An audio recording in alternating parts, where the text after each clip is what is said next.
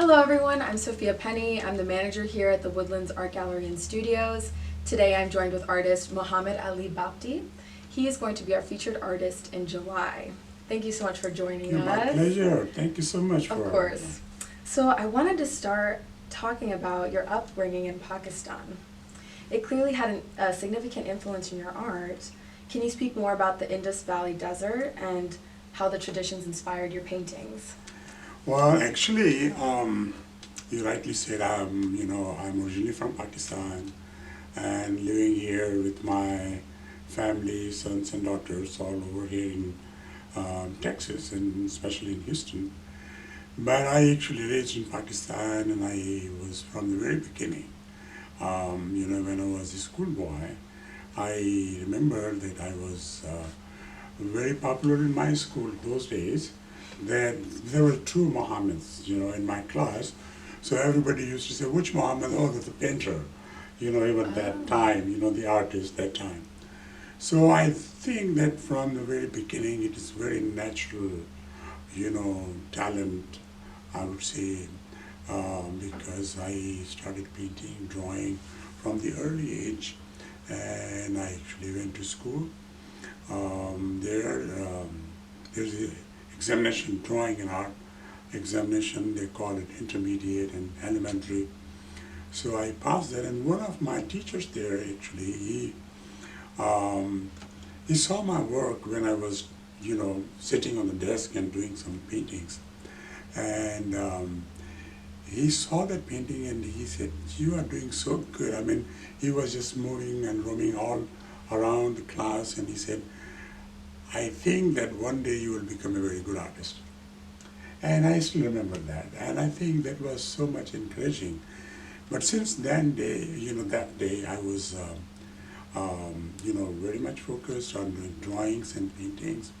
And I used to take Sundays off, taking my watercolor bag and go to countryside and do watercolor paintings every Sunday.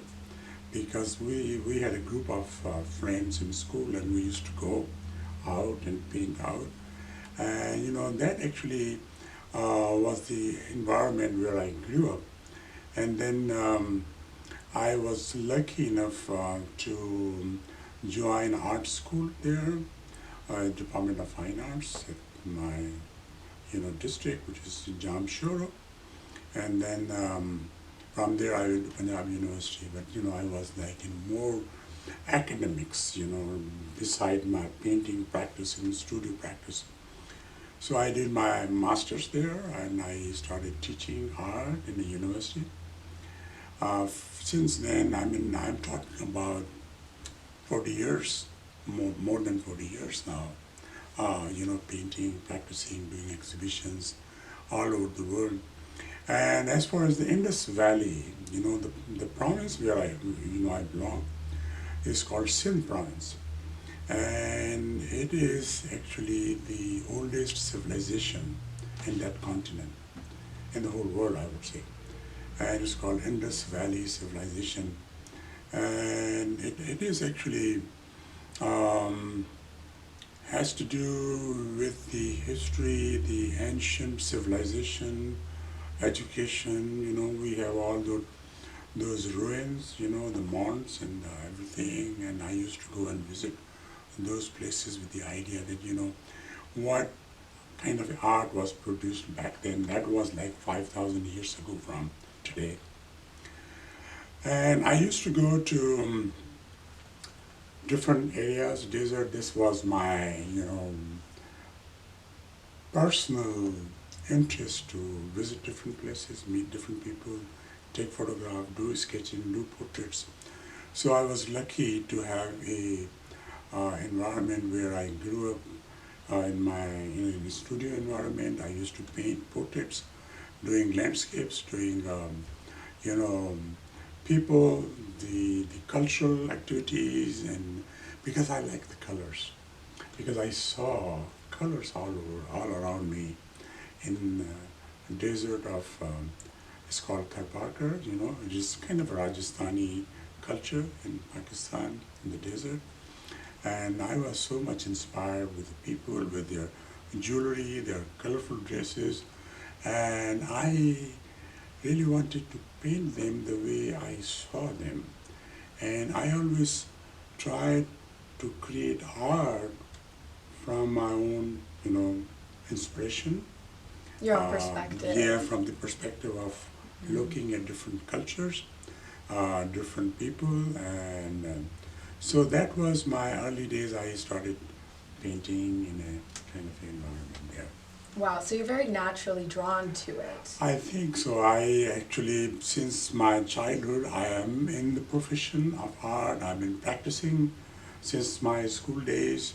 I got my degrees in art from in Pakistan. In the United States, I did my MFA in painting from Pennsylvania. I did my PhD in art history and comparative arts from Ohio University. I started teaching here, so I'm like so blessed person. I would say, what I wanted to be, and I am, And you did it. I did. Hmm. And your work features characters from the American Southwest, such as ranchers, rodeo riders, indigenous people. How did you become interested in this particular cultural heritage? I actually love traditions, people, culture. When I came here in Texas about 10 years ago, my son actually was studying at Lubbock, Texas Tech University, and he's an architect. And I used to visit him and drove through from Houston to Lubbock, the northwest area, and I was driving through the countryside, the ranches, the people, entirely different from Houston. And I actually came to see some rodeos during that travel time, and I was so inspired by entirely different, to me it was a kind of a cultural shock at the same time. But I wanted to paint them the Western art, the rodeos and cowboys from my perspective, entirely from the eye of a foreigner. A painter came from Pakistan, looking at the Texas culture, rodeo and cowboys, the countryside, the ranches, and it was great inspiration for me to paint, Southwestern art. And I started painting, I think, about 5 years ago, and I'm very happy. People love my Southwestern. It's received and, very well.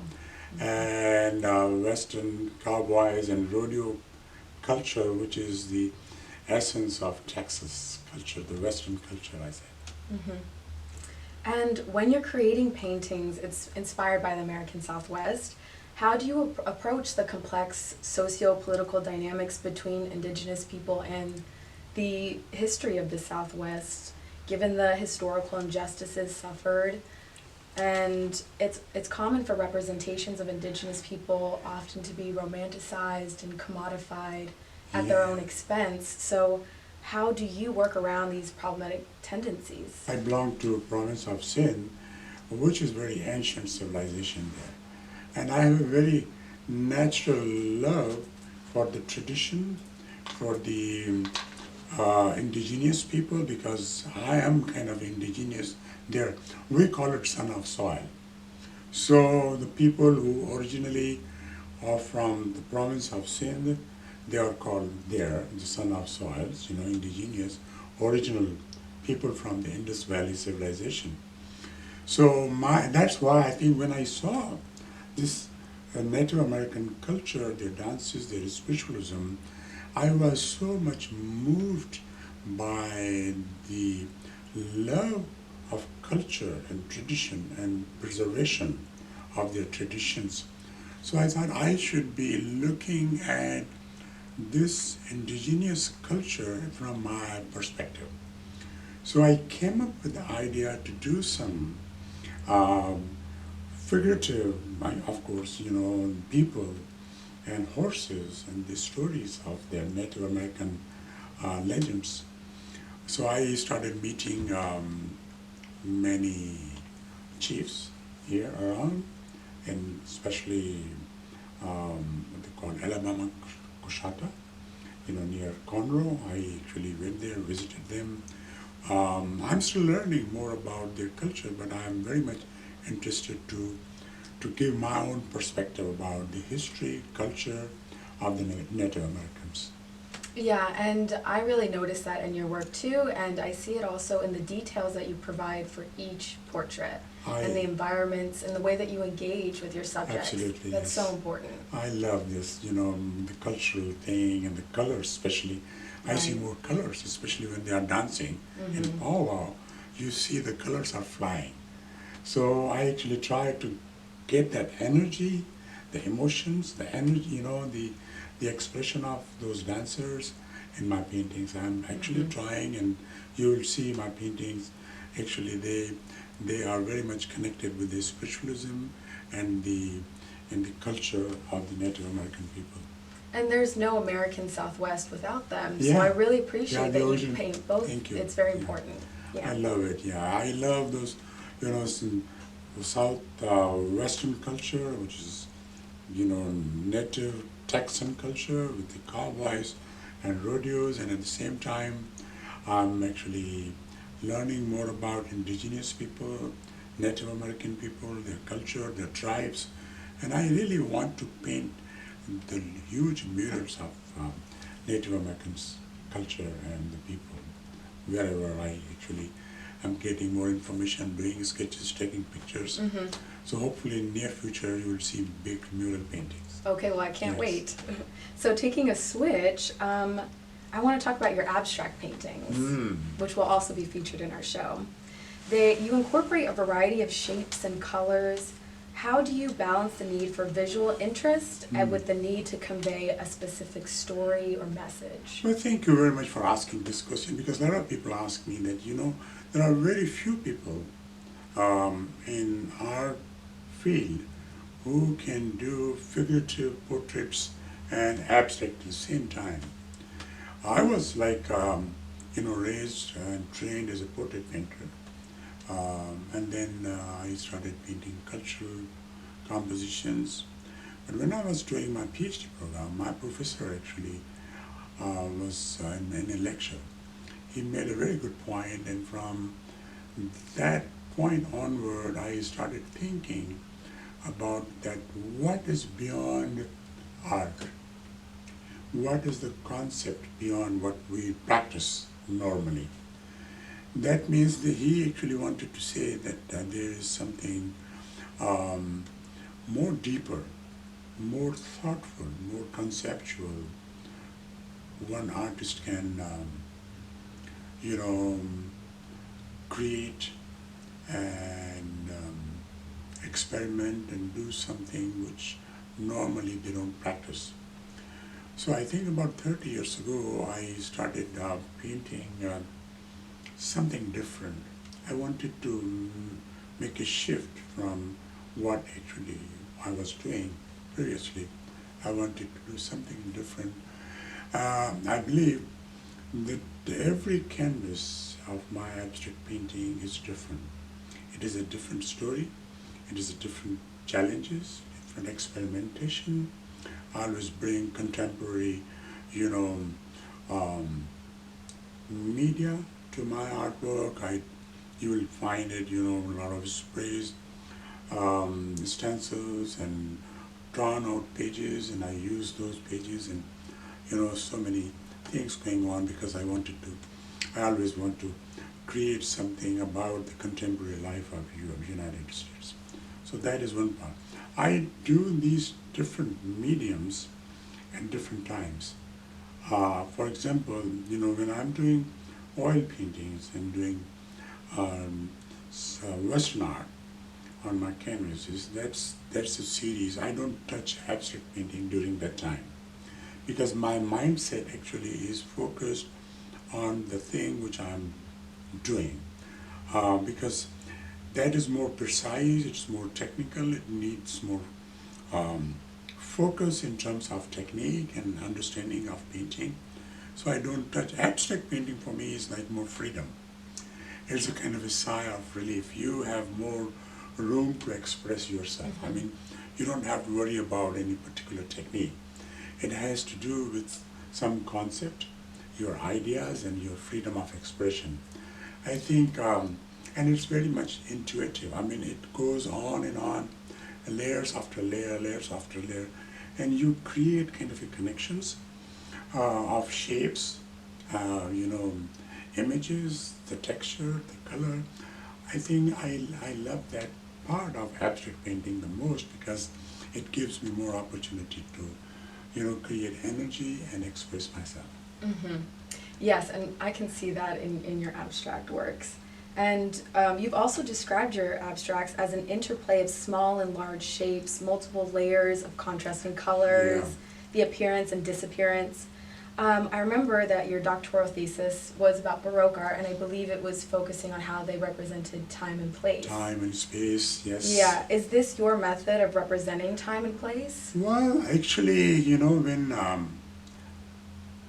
as far as the abstract painting is concerned, which I do, I actually, you know, do a lot of mark making in the beginning and create some shapes, small and large, and then I randomly play with the colors, which I believe is my influence. You know, it naturally comes like more primary colors in my abstract painting, and I do some shapes and create, you know, a kind of a body of work, you know, a kind of a connections between those smaller and larger shapes, and with so many layers, and I actually use so many techniques. I mean, it is not just the painting with brush, but I use paper towels, and I use, you know,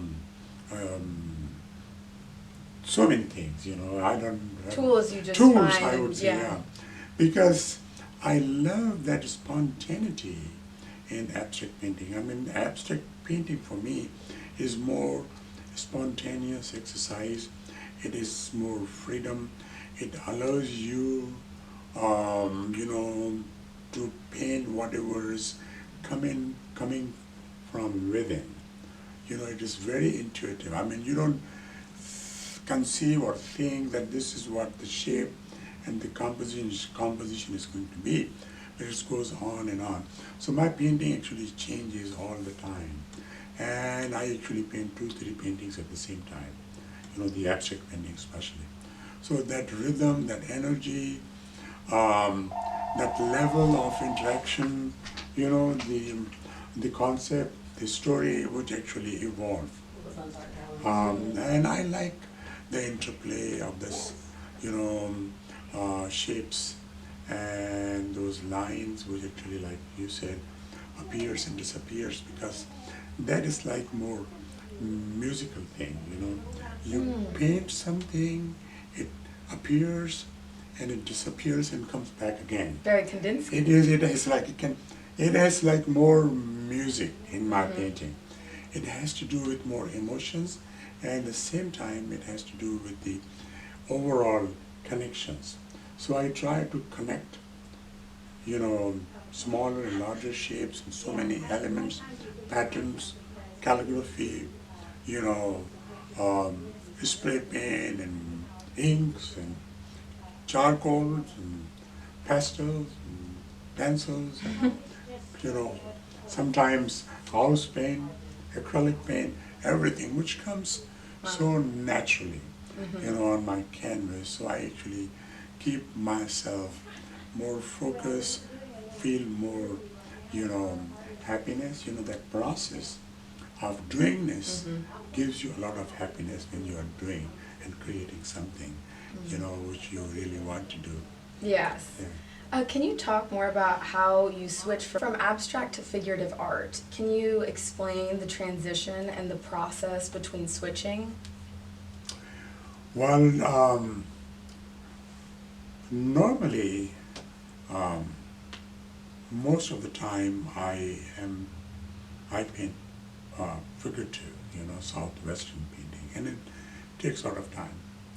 Every detail of it, and you know, you have to be more accurate, more precise, and do detailed of every, you know, part of the painting, and it takes more time.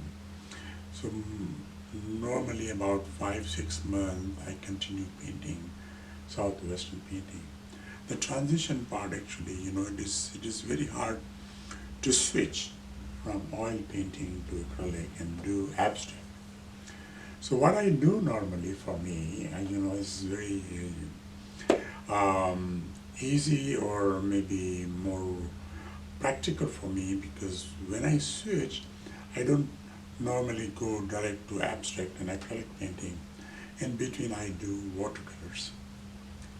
So watercolor is so much dear to me because I've been painting this from my childhood.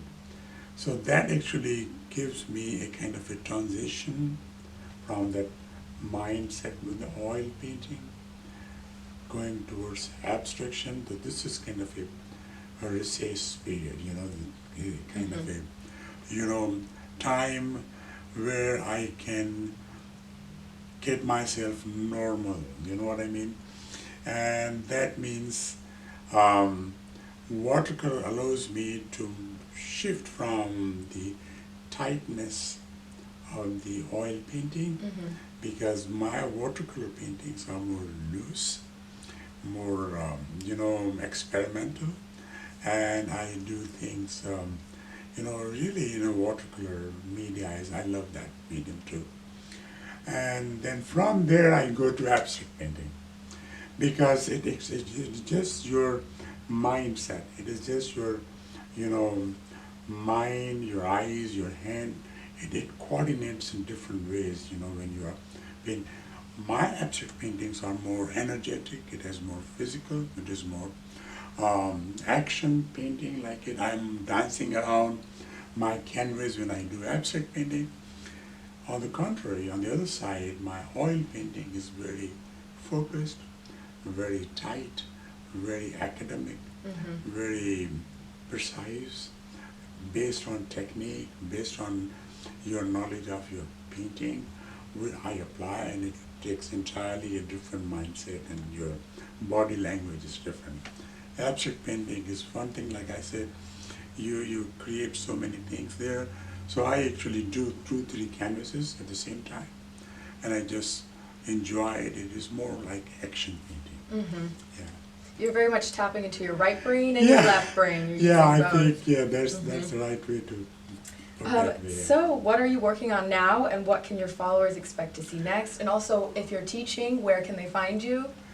Well, actually, I teach at different places. I am teaching watercolor at the Watercolor Art Society Houston. And since last many years, I've been teaching portraits and how to paint portraits in watercolor, flower painting and cityscapes, landscapes. And it's really because, as a teacher, because I have been teaching all the time in university settings in different countries, in my country, Pakistan, and in Singapore, Malaysia, and USA. And here in Houston, I'm also love to teach and share what I have learned, what I have acquired, knowledge about painting. So I really feel so happy sharing my knowledge of painting and techniques with the community, whosoever is interested.